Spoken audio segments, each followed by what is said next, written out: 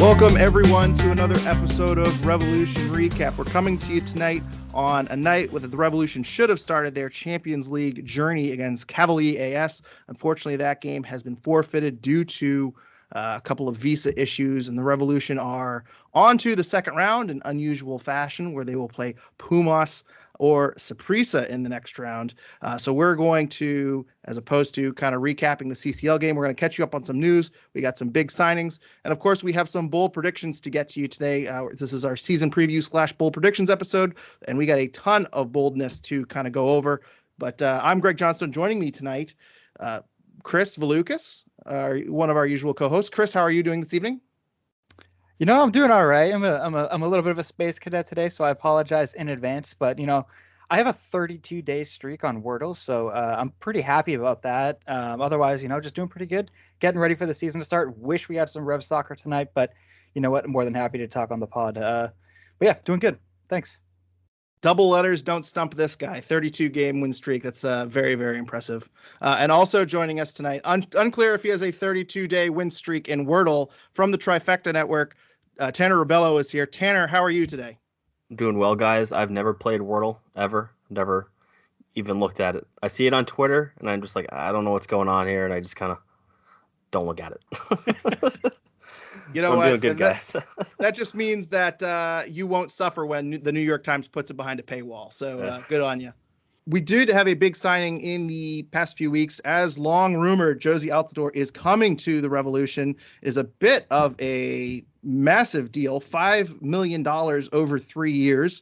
TFC did officially buy him out, but according to these weird kind of MLS structured deal, I don't really understand how it's working, but TFC is going to be contributing a portion of that $5 million deal over the next 3 years, a portion of that salary to his Revs contract. So it's unclear of what the percentage of salary the Revs are paying and what percentage TFC is paying. But regardless, Jozy Altidore is easily the third highest paid player on the Revolution. He is right at the max TAM level, basically as high of a salary as you can get without being a designated player. Tanner, I'll go to you first. What's your reaction to the Jozy Altidore signing, and what do you think of that contract? You know, I think the contract can be a holdup for a lot of people, because if you look at that $5 million over 3 years, he's 32 years old. The last 4 years, he's averaged just over 1,000 minutes per season, so he hasn't been able to stay on the field. I think if you look at the money, on the high level, it doesn't make a lot of sense, but it depends what TFC is picking up. But I like the player. I like the signing. I think it definitely provides the Revolution some scoring depth off the bench. They really lacked that last year, so Altador will provide that. But when you're paying a player at a 1.67 million AAV, you expect that player to be a starter, right? He's going to be making more than Adam Buxa. And if Buxa departs, does Altador slot in? What's it look like in the interim? I think there's a lot of questions. And until we see him on the field, we're not going to get many answers. Yeah, it's interesting because you have Buxa and Bo there. He's getting paid as not just a starter, but a superstar. So in my mind, the Revs are preemptively preparing for Buxa to leave, and Jozy is going to fill in that spot when he leaves. And I'm sure that it's, you know, Jozy's health and his injury history as of late has not been great. You know, he did come back last season, and I think he had 5 or 6 appearances at the end of last year, and he kind of finished strong. He did have 3 goals, but I think he only had 1 or 2 games where he played a full 90 minutes. So it's going to be interesting to see how fit he is, what his role is at the beginning of the year. And I think he's in a good situation where maybe they can kind of ease him in before kind of taking over for Adam Buxa. But can he stay healthy down the stretch? How many minutes can he give you? It's going to be very, very interesting. And then there's also the possibility that Buxa doesn't leave and he just plays a limited role. Then you're spending a lot of money on a guy that really isn't going to see the field too much. So it's interesting. As I say, I think it makes a lot more sense in the context that maybe Adam Buxa is leaving. But there is a lot of questions surrounding this one and his role, and it's going to be very interesting to see how it plays out. Kris, do you have any thoughts on the Jozy Altidore signing? Yeah, you know, I've kind of gone back and forth as to do I like the signing? Do I dislike the signing? At the end of the day, I think overall I like it.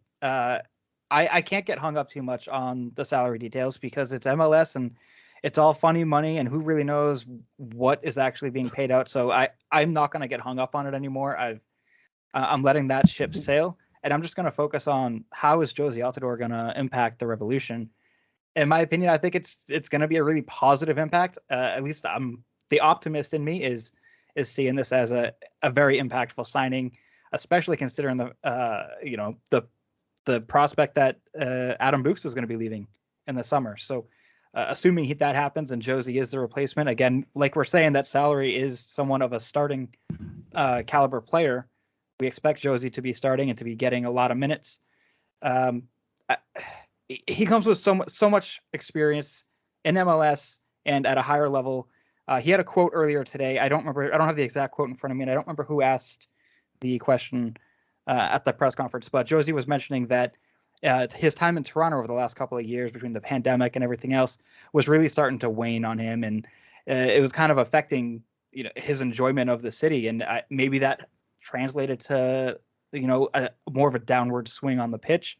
Maybe coming to Foxborough, coming back to the States, it is going to be something that's going to be helpful for his morale, and maybe that's going to translate to a bit of a resurgence season for Jozy. And I think that's all we can hope for. And fingers crossed that comes to fruition.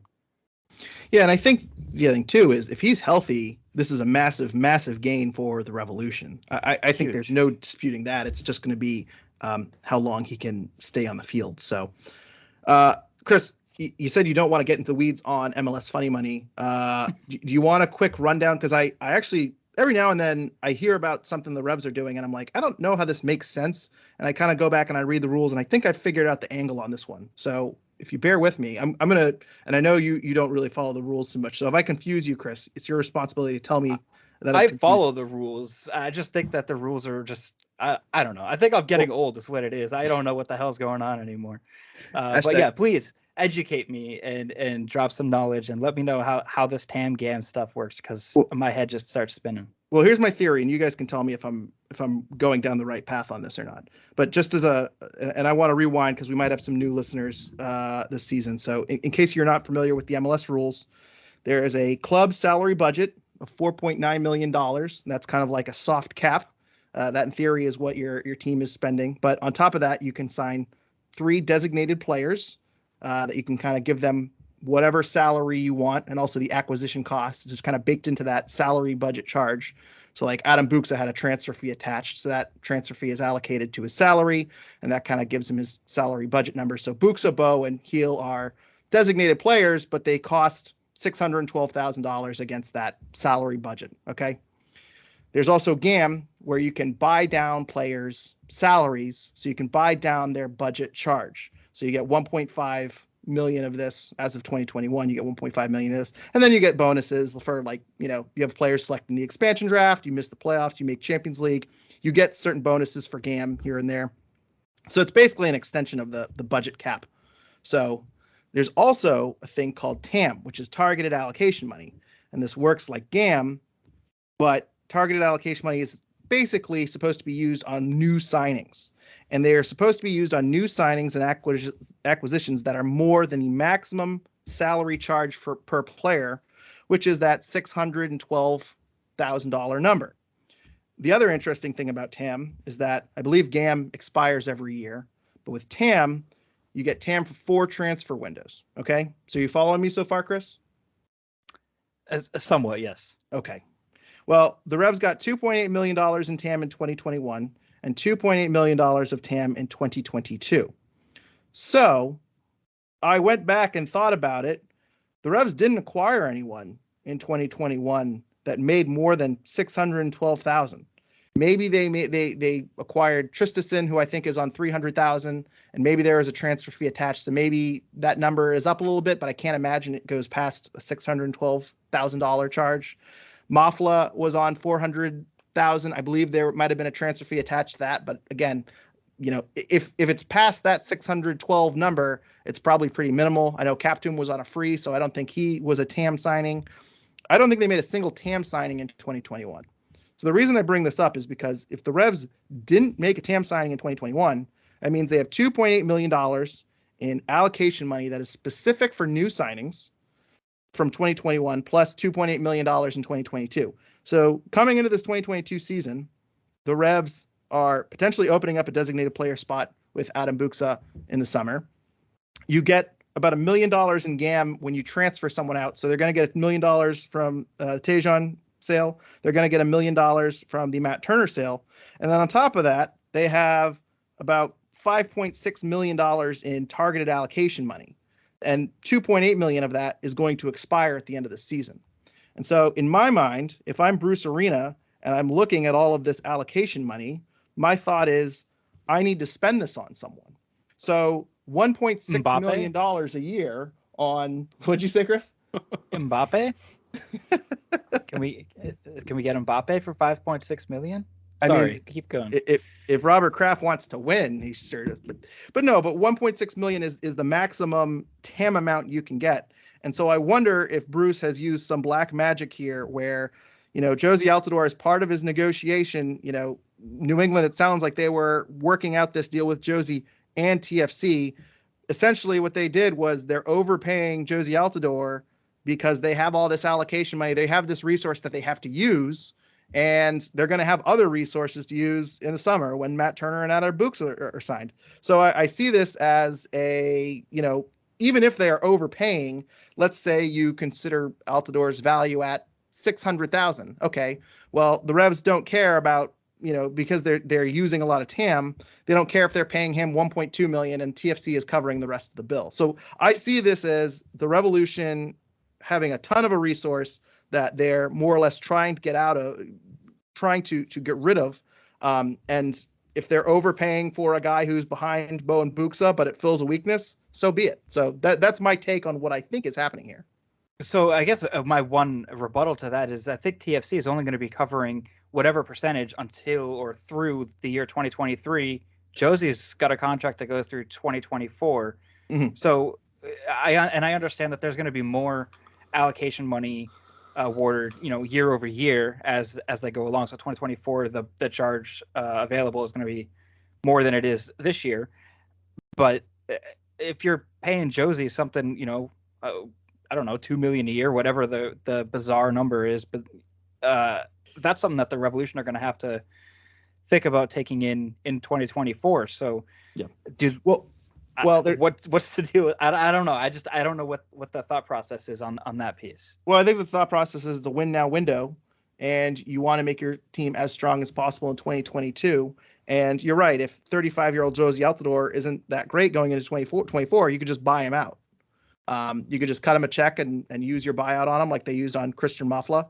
Allegedly, I don't think the press release actually said buyout. I think they said parted ways, but every team is allowed one buyout in the offseason. And I think they could use it on Jozy Altidore. The other thing too is that I believe Gustavo Bo's contract runs through 2023. So maybe there's a situation where he leaves and you move Josie to a designated player if he's outperforming that contract. Okay. Getting groans from the but I guess my point here is they'll deal with 2024 down the road, and if they have to cut a check and move on from him, they will. Tanner, you've been waiting like 10 minutes. I'm sorry, I don't mean to talk this much. Yeah, so I'll try to clean it up a little bit for you guys. So Altador had 2 years left with TFC. They picked up the 2023 option, I think, halfway through last year, according to a report. So the Revs gave him an additional year beyond that, which is why TFC is only paying a portion of 2022 and 2023, because that additional year in 24 was what the Revs tacked on to his existing deal with Toronto. It's a very weird situation where he technically wasn't an offseason buyout from Toronto, but since he had a no trade clause, he was able to just go directly to the Revs. So he had $4.5 million left on the TFC deal that they owed him financially. So it's unclear if that's going towards the portion of the Revs. It's a very weird situation, and it's very complex, and it has Bruce Arena's name written all over it. I think at the end of the day, he's one of these coaches that understands TAM, GAM, the cap, and how all these inner workings work, is he's been around the league since they created all these. So I think you kind of just have to have faith in Bruce Arena because it's a very complex deal. Yeah, it's I don't ever recall a move in MLS where a player signs with a team and part of that bill is footed by another team. And I think it's also worth noting that TFC had to buy out Jozy Altidore. They really didn't have any leverage because they're planning on using all 3 of their designated player spots. So I assume Jozy Altidore got maybe all of that $4.5 million, or he said he wouldn't take a buyout unless he got all $4.5 million of that. And I'm sure there were some behind the scenes discussion with TFC where, you know, maybe Josie accepted $4 million, but as a result, his next contract got an additional year or something to that effect. Either way, Josie's making out great. I don't think any of us believe that he's worth $5 million over 3 years at this stage in his career. Good for him. Good for his agent. Yes, That's all I can say. It is a very wild contract with so many. It's just got MLS all over it. But I think from the Revs' perspective, bringing this one home and then, you know, thankfully putting all of our listeners out of our misery in talking about Tam.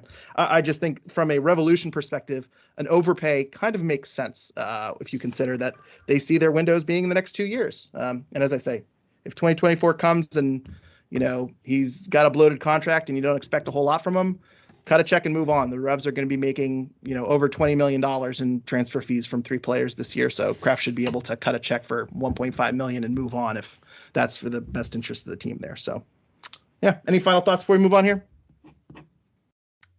Nope. I think just love the player, like the player, like the move. Not questionable about the salary, but I mean, at the end of the day, who cares about the salary when we're just fans and you know. If he scores goals, who cares? Yeah, exactly. I think it's interesting, right? Like, this is a player that obviously was dealing with injuries, was dealing with that situation in Toronto. He's coming to a coach that he knows very well, and also he has family in the area. So it could be one of those late career revivals that you see. I mean, players can score in MLS into their late 30s. Bradley Wright Phillips is just an example of that. Yeah, and you mentioned too, I think it's worth stating over and over again, Jozy Altidore's first coach in MLS was Bruce Arena in New York.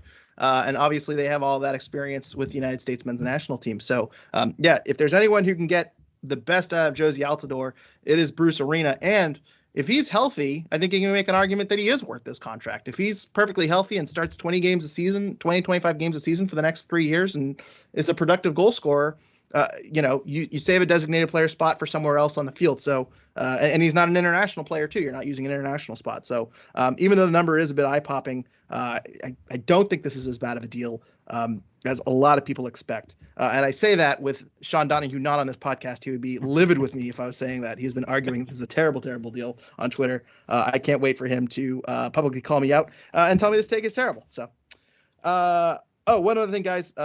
Today we had the reveal of the 2022 home kit. I believe it's called the Liberty Kit.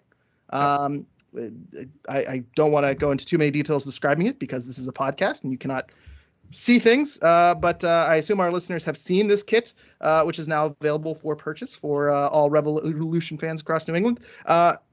Kris, you're our kit guy. What's your immediate reaction on the 2022 home jerseys? It's blue, man. You want to describe it? That's pretty much it. I love the I don't know what you'd call it. That just that like embedded design sort of. It's a bespoke design. Yeah, it's really cool. Yeah, it's kind of like the parquet floor type thing. I like that a lot. It looks really cool. It's kind of classy. I really like the blue looks different. I don't know how to describe it. It looks different. It's not as like deep of a navy color. It doesn't look like it's always wet type thing. And it pops. It's very clean. I wish the club would maybe take a bit more risks and go a little bit more wild, especially with new branding and everything like that. But you know what? If they're not going to do it, they're not going to do it. The kit itself on its own, with aside from my wishes, it's a nice kit. It's a clean kit, and I don't think anyone can really complain about it being, you know, a good looking jersey. And I can't wait to see it on the pitch. The one thing I will say though, it looks like, according to the promo video, that the shorts are now going to also be navy. So I'm going to be a little bit sad to not see the blue and red. I really, really dig the red shorts. So hopefully that was just because they didn't have any red shorts on hand. But I guess we'll have to wait and see because they're not going to be playing Cavalli today. No, it's going to be the blue on blue for the entire season. It's their Did first, they confirm that? Yeah. Yeah, it's the first blue shorts, blue on blue since 2013 for the Revolution. They did it, according to their press release, to sort of highlight the crest a little bit more by not having the differentiating color. Tanner, what are your thoughts on the kit?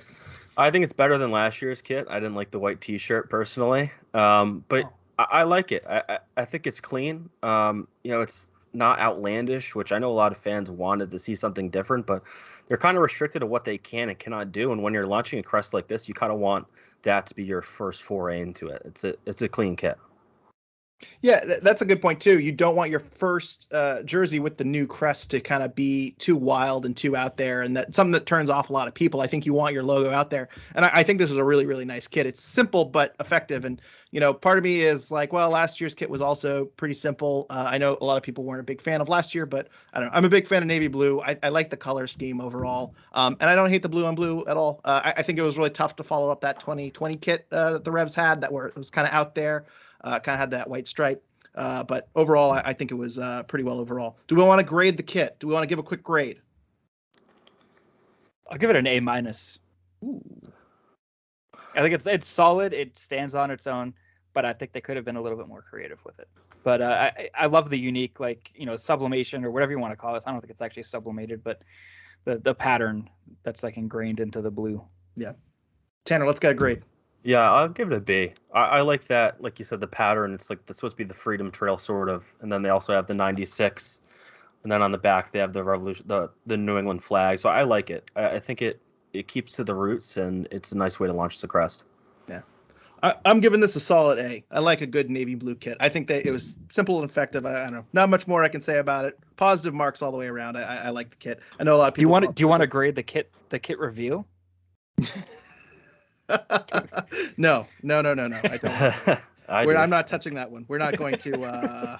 No, I'm good. I understand they had different plans in mind, and that kind of got changed at the last minute. There were a lot of moving pieces this week, and I'm going to say, these things happen. So, but yeah, and there are jerseys in the store, which are the important things. So, and there might be a lot of fans right now that are like, it's a high price tag for a new kit. I don't know if I want to splash all that money on just one shirt. And I got to say, I have great news for you. If you don't want to spend all that money on a new kit, you should check out our sponsor, Golasso Kits.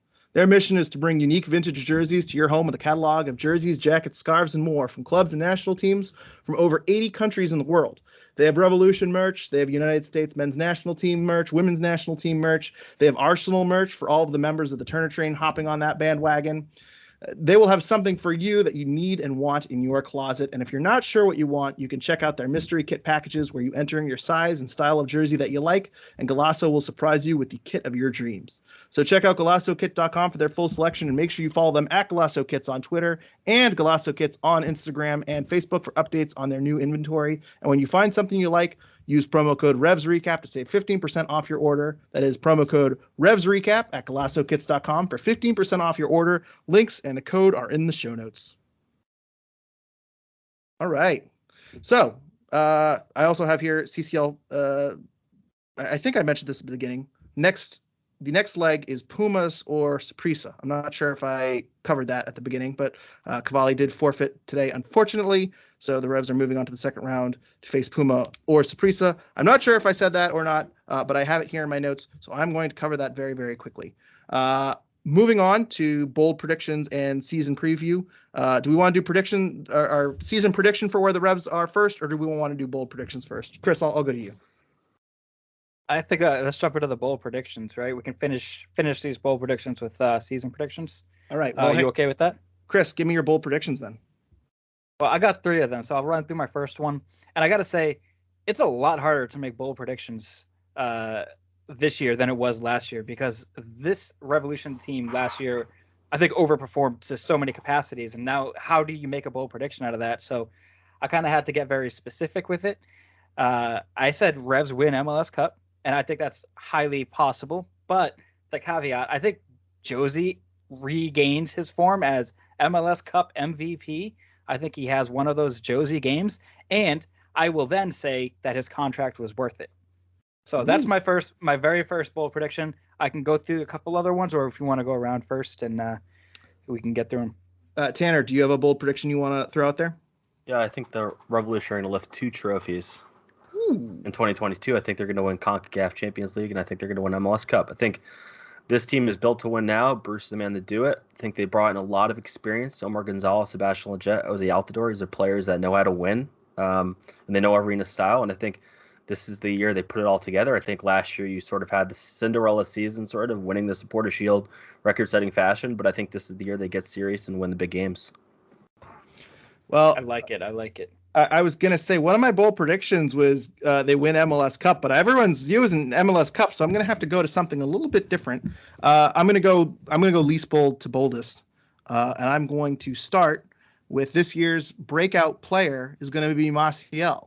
Matt Polster has kind of carried that defensive midfield, but I think Maciel has a good path to minutes, kind of in that diamond right behind Matt Polster. So if Matt Polster gets hurt, or if he just needs a break here and there, I think Maciel is going to step in, and he played pretty decently. I don't think people realize how much he played last year. I think he played over 1,000 minutes. I think he's a growing player, and I think we just saw his rookie season. I think he might be primed for a sophomore breakout season. So I think Maciel kind of sees a little bit more minutes. I'm not saying he's going to be a surefire starter down the stretch. I'm not saying he's going to overtake Matt Polster for the job. But I think we're going to have a lot of games where Maciel is going to get in and we're going to say, yeah, we might have something here. So, Kris, let's go back to you. Give me another bold prediction.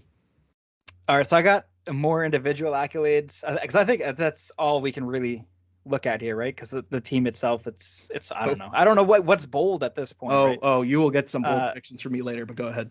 Okay. Are they going to win the Club World Cup this year that they're not even in? I don't know. That'd be very bold. Anyways, yeah, back on track. My second bold prediction is it's around Henry Kessler. I think that he's going to win Defensive Player of the Year, MLS Defender of the Year. I think that's Henry Kessler's to take. This is the year that he's going to step it up. And if he does that, I think the Revs, that's one of their biggest weaknesses, I think, is the defense staying strong for 90 minutes. If Kessler can win Defender of the Year, I think that also goes a long way to Revs winning MLS Cup. Tanner, what we got for a bold prediction here? Round 2. I think you're going to see not only Matt Turner depart in the summer transfer window, I think you're going to see 2 additional players. I think Books is gone, and I could see DeJuan Jones. If he has a strong start, I could see DeJuan going out the window. And that leads into another bold prediction. I think Ryan Spalding could see significant minutes at left back when he is signed. Announce Ryan Spalding. Actually, you hit on kind of a side quest here before I get into my next bold prediction. But last year, I asked Seth McComber when he was on the show, name a player that is not going to be on the Revolution at the end of the year. And I caught him very, very off guard. And he was like, boy, I wish you had asked me this before the podcast instead of right on it. So in that tradition, I'm going to ask you guys the same question. And you can't say Turner, you can't say Buksa. You said DeJuan Jones, so I'll take that as your answer there, Tanner. But Kris, name one player that, besides Turner or Buksa, that is not going to be on the team at the end of the year. So this year you actually did prep me on this question, so I'm a little less taken aback from it. My initial thought was DeJuan Jones, and I was like, well, I can't go DeJuan Jones because I think that's going to be more of an obvious choice, right? Other than that, I think I was going to go Arnor Traustason. I don't know exactly how he's going to fit onto this team. I think he provides a lot of value, and I could see a mid-season trade, maybe for some international spots, maybe just for some more GAM to help pay Altador's salary, whatever it is that they need. But I think Arnor Traustason could definitely provide value to some team in MLS, and I think that it could be him that goes because I don't know where else he fits. It's a bit crowded. They have too much allocation money, Kris. Jeez, did I talked for like 10 minutes? I said they have too much allocation money. We don't need allocation money. But no, I get your point. Yeah, Traustason was one I had in my mind. I actually am going to lean on Tommy McNamara because I one of my bold predictions here is that the Revs, replacing Adam Buksa as a designated player, I think they go out, they sign a central midfielder designated player, and Tommy McNamara is kind of the odd man out. And Tommy McNamara becomes kind of a trade chip for someone else in MLS. I think the Revs are going to be very, very busy this summer. I think they have a lot of pieces to replace. And I think Tommy McNamara is on a low enough salary, but is a good enough player that he will help out a contending team as a ventured midfielder. Not that we don't like Tommy Mac. We think he's a good player, but as I say, if he's kind of pushed out of that role and there's kind of a clog in midfield, I think he's the most attractive player for other teams out there. So I'm going to go Tommy Mac. Tanner's got DeJuan Jones. Kris, you have Arnor Traustason. My second hot take here, besides the Revs get a third designated player in the summer that is a midfielder that is going to push Tommy McNamara out of the team allegedly, is I'm going to go with Henry Kessler gets major interest from Europe this season. That is probably touching on what you said there, Kris. Maybe not offers that you can't refuse, but offers kind of like what we heard with Tajon Buchanan, where there's a real conversation of, I'm not sure how much longer we got with this guy. And maybe next year, Kessler starts looking at a bigger league. I think he's also another player that might be primed for a breakout. And obviously, he's getting some talk with the United States men's national team. I don't think he's going to make the World Cup. I think he's certainly a long shot for that. But I certainly think he's going to get on some teams' radars and might have a future career in Europe in the future. So I think, Kris, back to you. Do you have any more bold predictions here, Kris? I have one more left, and I maybe at face value it doesn't quite look like a bold prediction, but I'm going to say DeJuan Jones makes MLS best 11. And it doesn't look like a bold prediction, but MLS doesn't put fullbacks in their best 11. So I'm saying he's making best 11 as a winger this year, because I think that he's going to be bombing up. I think that the Revolution are going to be playing more of a 3-back, trying to get these fullbacks more in the attack. And DeJuan Jones is going to make the best 11 doing that. Hot take. Very hot take. Double hot take. That's my more outlandish take. Yes. But you know what? I also could see that happening in some alternate reality. Maybe this one. It won't happen when Tanner calls it and DeJuan Jones is sold. So we got conflicting bold predictions here. But Tanner, do you have any more bold predictions you want to get out? No, you guys said Kessler. I like that. I think he has a chip on his shoulder, especially not making the U.S. roster in the last cycle when DeJuan Jones did. But I think my last bold prediction is going to be at goalkeeper. I think when Matt Turner's transferred, I think Earl Edwards is actually going to win the goalkeeper job. Like it. Not a lot of people talking about Earl Edwards right now. We talked a little bit about Brad Knighton being the potential fill-in. And the Revolution signed Jacob Jackson today. Jacob Jackson-Johnson signed today. The first-round draft pick has made the team. I assume he's going to be on a supplemental roster. But he signed a 1-year contract with options to, I believe, 2025. So the Revs also have their project goalkeeper, and they'll be carrying 4 goalkeepers at the beginning of the season between Brad Knighton, Earl Edwards Jr., potential replacement for Matt Turner, and Jacob Jackson-Johnson. So I am going to touch on Tanner. We have differing bold predictions, and this is a very spicy take because I have a name here. I'm going to call my shot, and I'm going to get laughed at online when I say this, but I think the Revolution, after Matt Turner is gone, I'm calling that the Revolution will trade for Bill Hamid in the summer window. Hamid apparently is on his last year in DC, and DC is not very good, and so they might be trying to move him. So knowing Bruce Arena and his love for MLS veterans, I think if he is not pleased with Knighton, Edwards, or Jackson, I think he makes a move, and I'm gonna name Bill Hamid as the potential successor to Matt Turner. I like that one. Yes. I like that too. When I was thinking of the predictions, I was like, what other Arena player could he bring in? And I couldn't think of one, so thank you. Hamid, that's a good prediction. Now, to support this argument, I was going to look up Hamid's expected goals versus goals against, kind of that metric that Matt Turner dominates in. Wasn't great last year. Not great numbers from Bill Hamid last year. So this prediction is kind of banking on Hamid kind of coming back into form a little bit. But I think DC, as I say, he's making over $400,000 a year. I think he's at like $475. It's just a big contract, and as I say, I think DC might be looking to move him in the summer. It seems like he's a veteran goalkeeper that is on a bad team and is kind of just might be done in DC United. So, and also I'm going to throw out a bold prediction for after the season. Not saying he's leaving, but I have Shalry Joseph interviews for an MLS job after the season. So there's my bold prediction. Kris, you done bold predictions? I got all my bold predictions in. Good. All right, let's get to some fan bold predictions. And do you want to do the team record? No, want to just let's roll through some listener bold predictions here too before we move on and wrap up. But Tom Cato says Tristison and Captum have good seasons but rarely play together. Player not named Buxa gets a move to Europe after a good first half of the season, so that might be in line with you, Tanner, with DeJuan Jones.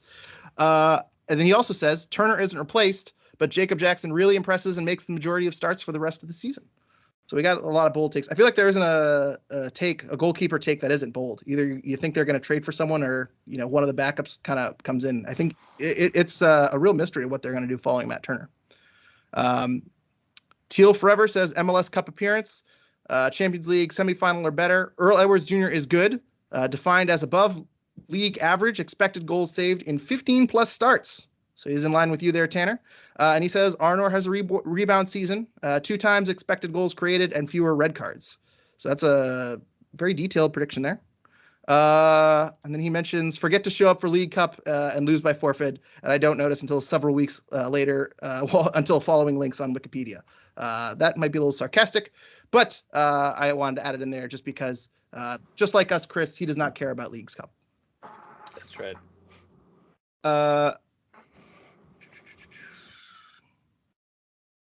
See. I gotta say, is there no bold predictions around like Sebastian Lletget or anything? Because he was on my radar for something that I might want to predict about. I was thinking maybe he beats out Carlos Gil for most assists or something like that. Is Carlos going to be injured for half the year? No. Carlos is going to be passing it to Sebastian Lletget, who passes it to the goal scorer. I actually don't see any about Sebastian Lletget, which is a bit surprising. Yeah, I think he's going under the radar. Waiting to hear it. Yeah, he really is. Well, I think people have low expectations because he didn't have a good season last year in LA, but he's not nothing. He's still, I think he's 29. I mean, he's not even on the wrong side of 30 yet. He's still in the United States setup, and I think he's going to be a better fit for the Diamond. So I'm curious to see what he does. I also kind of feel like any player you bring in and you put with Carlos Gil, they're going to put up bigger numbers. Yes. Anyway, I digress. I'm kind of filtering out through the sarcastic ones, so bear with me for a minute. But Sam Minton of the Bent Musket says Buxa stays with the Revs for the entire season. That's actually pretty bold, I would say. Yeah. Tanner, he's in agreement with you that Earl Edwards Jr. is the starting goalkeeper when Turner leaves. Oh, and actually he does have a Sebastian Lletget prediction. He says Sebastian Lletget scores more goals than Gustavo Bo. Ooh. I could see that, actually. I don't know. Maybe if Bo gets hurt, but I do not picture that happening. Gustavo Bo scores goals from middle of nowhere. The way I'm picturing Sebastian Lletget in my head right now, he's MLS MVP. He's got about 15 goals and 20 assists. So, I think I'll just stop making takes on Sebastian Lletget for the rest of the season. Someone is recording this, and they're going to be posting later. this. Yeah. David Sibilian says the Revs will not be getting significant reinforcements in the summer. They will, however, get a, in parentheses, no-name striker to rotate with Jozy Altidore. Possible. I guess no-name kind of depends on what level, but I assume he means kind of a below TAM signing to replace Adam Buxa and put in there with Josie. So, Ronnie, would that be Justin Rennicks? Sorry, what? Wouldn't that be Justin Rennicks? Justin Rennicks hasn't. Well, we actually did get a take here. Eric has Rennicks scoring once. So there you go. Double his MLS career goal total. Does he have one? I think he has one. Does he? I think he has one in 2019, or could be wrong. Could be thinking of the wrong player.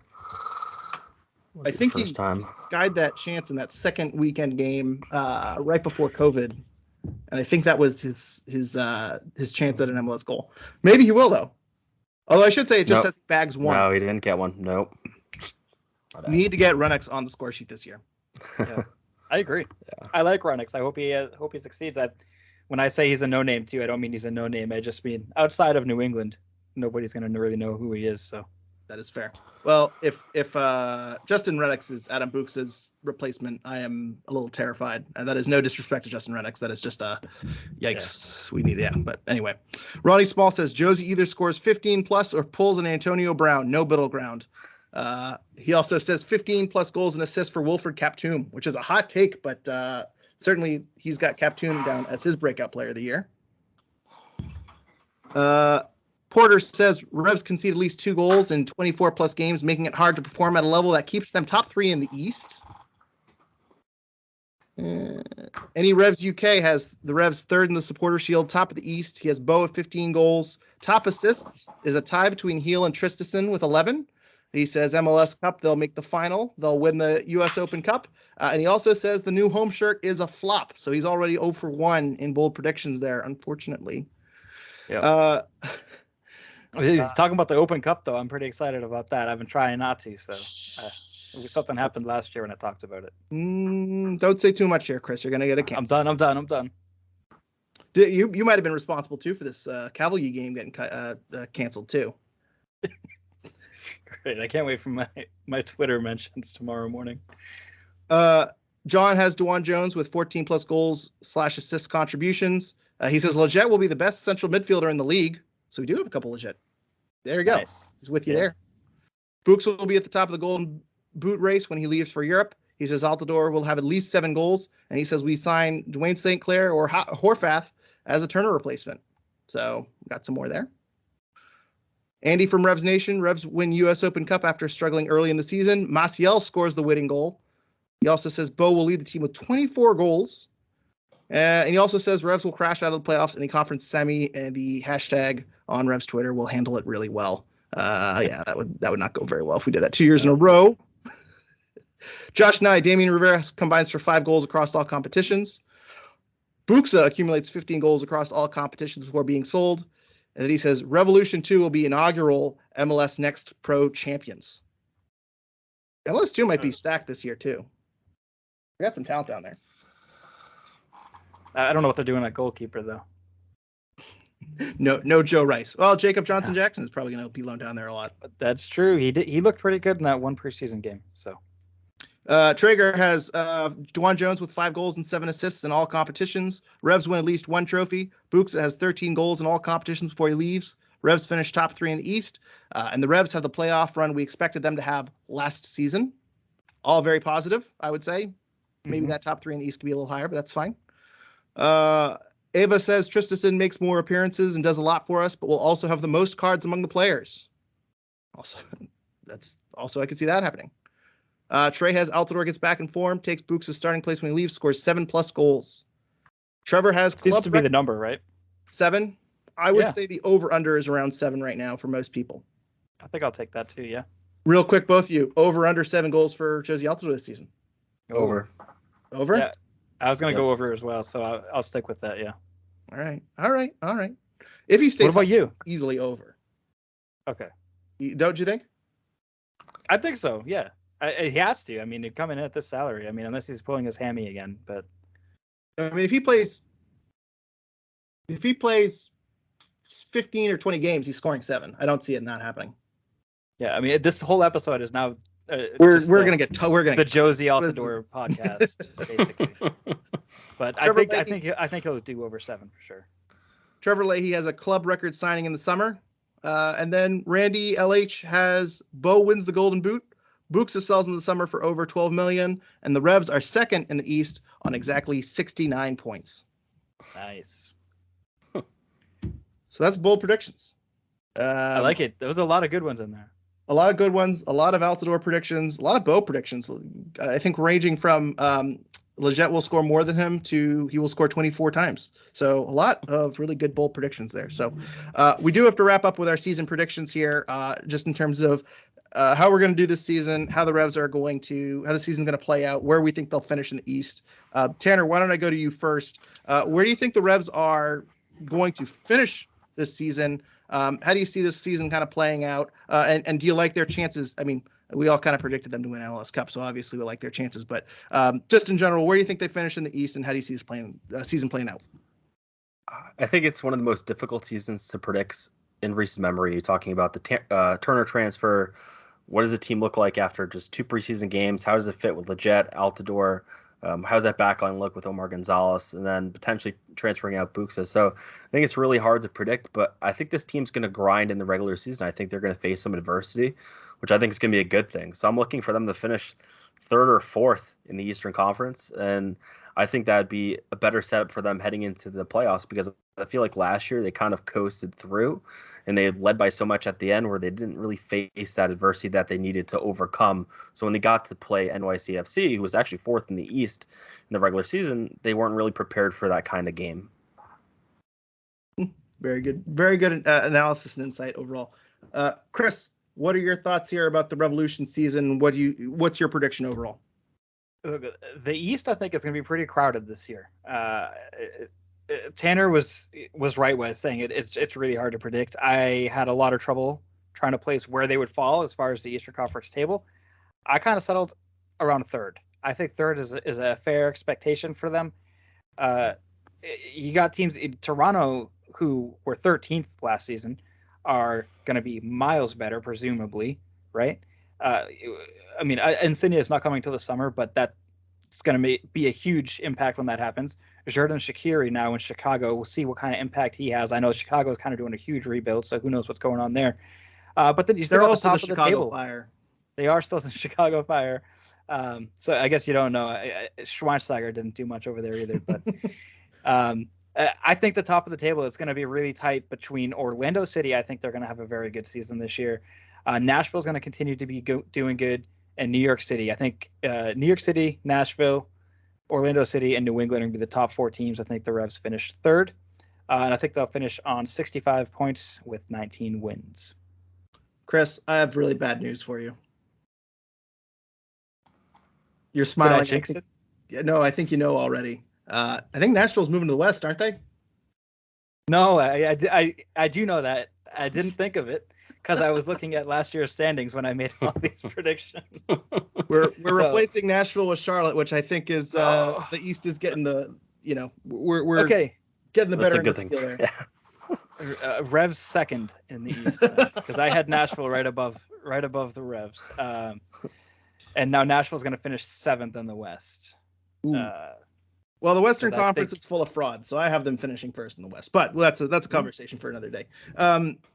I think one team that you haven't mentioned here, but is built for a good season, is Columbus. They're one season off of their MLS Cup run. They still have Zelleray on. Obviously they disappointed. Things went very sideways for them last year. But I could see them being a strong bounce back contender this season. I think Philadelphia is always going to be there, even though they're losing players. They've had some turnover there. But I think if this designated player from Miami, whose name is slipping me, but the striker that they got from Miami, who Miami bought for $6 million a couple years ago, and now they've loaned to Philadelphia as a young designated player. If he turns out to be a hell of a player, I think I think Philadelphia could give a lot of teams trouble this season as well. And then New York City too. Obviously, you have to respect the defending champions. Toronto is going to be playing all of their games at home. They're not going to be doing this ridiculous travel. So there are a lot of teams that I think could be better, but I'm not sure how much better they're going to be compared to the Revs, who for the most part have kept a lot of their players. And I think also the big wild card is, what do the Revs do in the summer? Even if they replace Turner, Buxa with the correct pieces, there's still some turnover. There's still some time to gel and kind of get some team cohesion and getting on the same page. So I don't think the Revs are going to be setting any points records this season. And I think first place might be a little bit high, but I think this is a top 2 team in the East. I don't think anyone's gotten miles and miles better that they've caught up to the Revs. And the Revs have kept most of their key pieces, and they've added Jozy Altidore, which, last year they, with all due respect to Teal Bunbury, they kind of lack that scoring punch off of the bench. So I think if Jozy Altidore stays healthy, I think this is certainly a top 2 team in the East. Now, if they lose Buxa, if Josie gets hurt, if they don't replace Buxa adequately, then you have some problems. If you don't replace Turner with someone who, at the very least, is an average goalkeeper at MLS, you have some problems. So there's a lot of variance here in terms of where the Revs could end up at the standings, but I have them being the second best team in the East. And for, the sake of, just calling who I think will surpass them, I'll give it to New York City since they're the champions, and they're just a pretty strong side overall. But yeah, I still don't see. I see a lot of East teams getting good, but not great. And I still think the Revs window is right now. Any thoughts before we move on here? I think I will say. Oh, sorry. Go ahead, Tanner. I think Atlanta United could sneak up. I think that could be a team that kind of going underneath the radar, and I could see them potentially being the top team in the East. Yeah, we didn't even mention Atlanta at all, and I feel like that's always a team that they reload every single year. So yeah, I mean, and I don't think this team will be very good this season. But we have to kind of give some credit to Miami. They've turned over their entire roster, and I think that's a team with a lot of ambition. And so they might look around the league and see what Chicago is doing and see what Toronto is doing. And they might go out and spend, and even if they have 3 DPs, they can always get one more. So, Miami is, you never know if they're going to make a run and kind of squeeze into the playoffs there. It might be a much harder Eastern Conference this season, but I'm certainly not sweating Chicago. I'll say that. I'm going to swat that down right away. It's interesting that, Tanner, that you mentioned Atlanta, because I didn't say anything about them because I have them as one of the few teams that are going to be slipping this year. I know they had a very poor start to the season in 21, and they finished very strong, and they still finished in 5th. But I think they're going to have more of a struggle making the playoffs.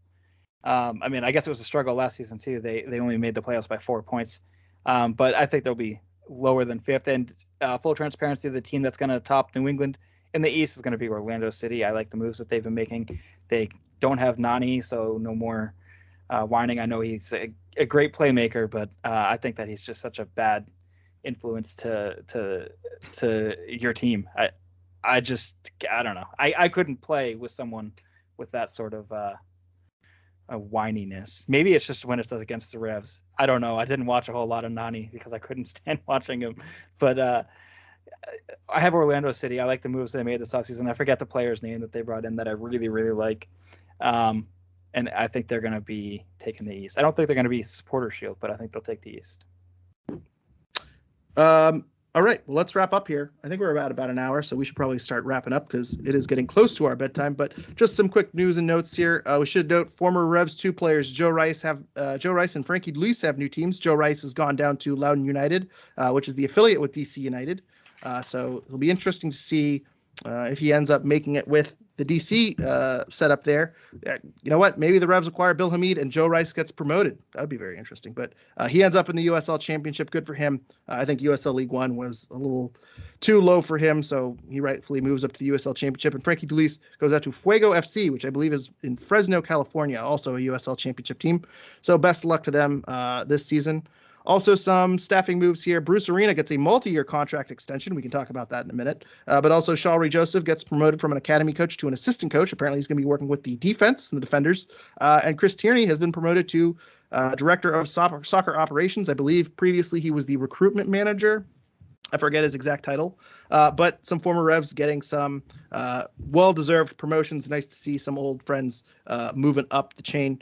Real quick, guys, Tanner, I'll start with you. What's your reaction here to the Bruce Arena contract extension? I think a lot of people thought this was Bruce Arena's last hurrah. He was kind of building for this 1 year, and then his contract was up and he would retire. It seems like he's in it for the long haul. Did that move surprise you? It didn't surprise me if you listen to the way Bruce Arena talks about coaching. It seems like a very easy lifestyle for him. You know, he's been doing it for so long. I think the extension at least gives Revs fans some confidence in terms of what he's planning to build. It's not just, hey, let's win now. It's let's build a team that's capable of competing for multiple years. And I think I look at that extension and say maybe it's not a coach Arena in a couple of years. Maybe it's just sporting director Arena, and they bring in someone else to be the coach underneath him to sort of keep this train moving. So I think it's incredibly interesting, that especially the timing of it as well. Agreed. Kris, any reaction to the Bruce Arena news? You know, I think I just more or less felt a relief over it, because a lot of what Tanner was saying, where you don't know what Bruce is building, is I talked about that Josie contract and what that means in 2024.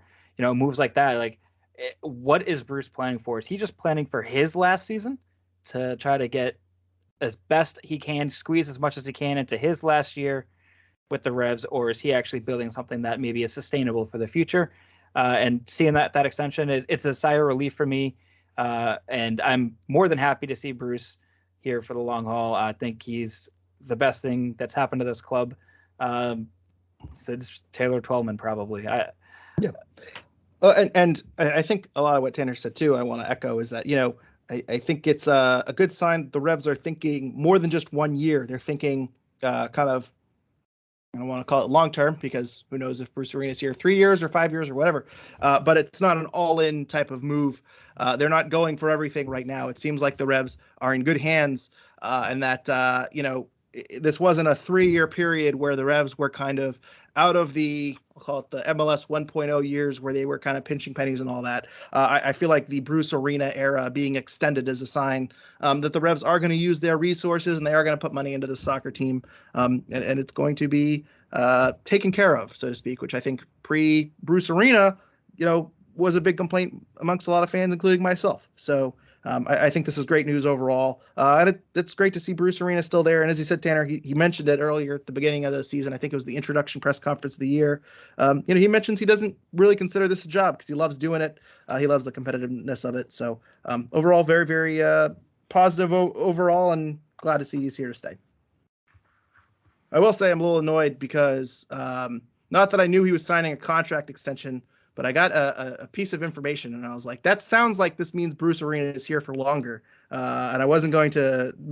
I was going to hint that maybe this was not Bruce Arena's last year in New England, and then they announced the contract extension. So I was like, damn, I was very close to breaking news. Not breaking news, but hinting at foreshadowing this contract extension. But we didn't podcast last week, so I was very breaking predictions. Breaking prediction. That could have been my bold prediction, and I would have been 1-for-1 before the season even started. Messed up. You missed out. One more piece of news here. Wynn has retired. His final season, I believe he was supposed to play in Vietnam. I don't think that season ever started. And then he ended up coaching with the Washington Spirit of the NWSL, who won the AV championship last season. But he's officially announced his retirement and is transitioning into coaching with the Washington Spirit. Any thoughts on this, guys? Tanner, I'll start with you. Yeah, good to see him getting into coaching, especially. It was a tough sort of breakup with the Revolution. It was great to see him come back, right? After the Brad Friedel debacle. I remember sitting in that press conference and the Rev just lost their home game, and we asked Brad Friedel, would you have usually win in this situation? And it was a really weird situation, and I remember the press conference was really awkward, and just the fact that was a club legend, he had given so much to the Revolution and the organization, the way he was treated at the end, it didn't really sit right, and the fact that he was able to come back, have that last season with the Revolution, and now he's retiring. So good for him. He's had a great career.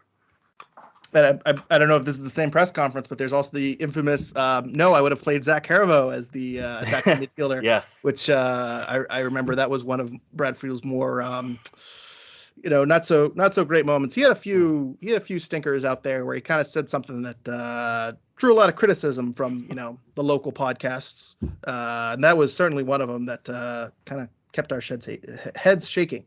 So, Kris, with comments like that, can we get Brad on here for bold predictions? Because I think that would be some pretty good.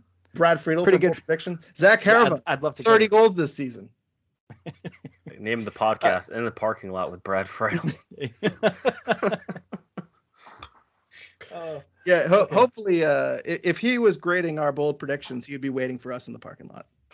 No, I'll say that Wynn is just such a legend to the club, and just to grow in soccer in general in this area. I know people that directly started watching the Revolution because of Wynn, and so impacts like that are lasting, and it really changes the perception of the game and the league and everything as MLS as a whole in our region. It just helps to grow it. He's just such a legend.